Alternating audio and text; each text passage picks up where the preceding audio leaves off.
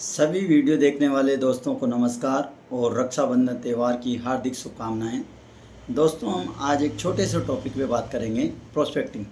Prospecting की जो सबसे बड़ी समस्या है वो एलआईसी एजेंट या अदर कंपनीज के एजेंट के पास भी है और ये समस्या शायद हमेशा बनी रहती है। इस समस्या को लेकर कई ट्रेनर्स हैं जो समस्या का समाधान करते रहते हैं, लेकिन अगर हम आज मैं मात्र एक वर्ड के माध्यम से आपको ये एक्सप्लेन करूँगा कि अगर इस वर्ड्स को ही, इसके लेटर्स को ही ध्यान में रख लिया जाए और उन लेटर्स को एक्सप्लेनेशन देख कर ही हम काम किया जाए तो शायद हमें प्रोस्पेक्टिंग की समस्या का कुछ हद तक समाधान हो सकता है। मैं नहीं कहता हूँ कि पूर्णतः समाधान हो जाएगा, लेकिन कुछ हद तक समाधान हो सकता है।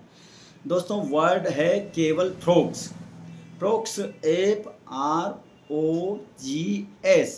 FROGS। फ्रॉक्स का वैसे जनरली मीनिंग होता है मेंढक। मेंढक जो कुएं का मेंढक भी हम शब्द काम में लेते हैं, लेकिन यहाँ पर हम फ्रॉक्स के जो लेटर्स हैं, जो इसके अक्षर हैं, उन्हें रेफर करते हैं और उनको एक्सप्रेशन करते हैं और उसके माध्यम से प्रोस्पेक्टिंग को समझने का प्रयास करते हैं। तो हमारा जो पहला लेटर है F refer to friend circle. जो एफ शब्द है वो हमारे फ्रेंड सर्किल को रेफर करता है, तो हमें फ्रेंड सर्किल में प्रोस्पेक्टिंग तैयार करना चाहिए। दूसरा हमारा है आर फॉर रिलेटिव्स। दोस्तों, हम सबके रिलेटिव्स होते हैं और किसी का परिवार बड़ा होता है तो ज़्यादा रिश्तेदारियां होती है और किसी का परिवार छोटा होता है तो भी रिश्तेदारी ज़रूर होती है। तो सभी रिश्तेदारों की आपको प्रोस्पेक्टिंग लिस्ट तैयार करनी चाहिए और एक एक करके हमें सभी से बात करना चाहिए। तीसरा लेटर है ओ। फ्रॉस्ट का जो तीसरा लेटर है वो O for denoting geographical, O for organization से मतलब यहाँ है कोई भी संस्था हुई, कंपनी हुई, उससे मतलब है। तो इन संस्थाओं में और कंपनीज में कई बार जो ग्रुप इंश्योरेंस और ग्रेच्युटी प्लान्स भी सेल होते हैं, जो कि हमारे लिए ज़्यादा क्लाइंट्स तैयार कर सकते हैं, ज़्यादा कस्टमर्स तैयार कर सकते हैं। तो इसके लिए हमें ऑर्गेनाइजेशंस में भी मिलना चाहिए। चौथा आता है हमारा G for geographical area. Geographical area से मतलब यह है कि हमारा जो जियोग्राफिकल एरिया होता है उस एरिए में, चाहे आप अपने जियोग्राफिकल एरिया में ही रहिए, हो सकता है वो लिमिट लेस हो, अनलिमिटेड भी हो या लिमिटेड भी हो, लेकिन उस जियोग्राफिकल एरिया में क्या क्या चीज़ें हैं उन सबको हमें देखना चाहिए।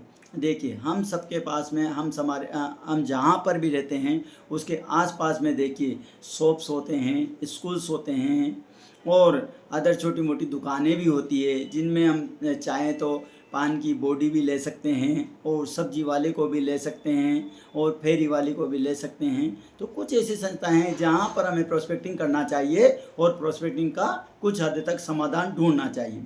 लास्ट लेटर आता है हमारा एस बहुत ही बड़ा काम का वर्ड है, लेटर है, सोशल नेटवर्क।